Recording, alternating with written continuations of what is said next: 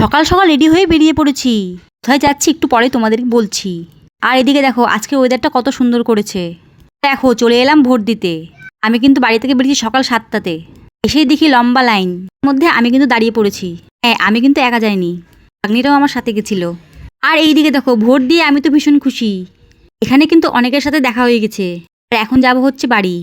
অটোর জন্য কিন্তু দাঁড়িয়ে পড়েছি। অটো তো পেলাম না, তাই ভাবলাম হেঁটেই যাওয়া যাক। হ্যাঁ, আমার বাড়ির থেকে কিন্তু বেশি দূরে নয়, মাত্র 20 থেকে 30 মিনিটের রাস্তা। আর দেখো রাস্তাটা কিন্তু খুব সুন্দরভাবে সাজিয়েছে। দেখো সামনে কিন্তু আমার 3 মূর্তি। সবাই মিলে কিন্তু ভোট দিতে এসে বেশ ভালোই মজা হলো। তো আমি সান পুজো দিয়ে গেছিলাম, রান্না কিন্তু করিনি, কিন্তু এখানে ভাতটাও বসিয়ে দিয়েছি। ও লাউ, দেখো আমার ভোট দেওয়ার চিহ্ন।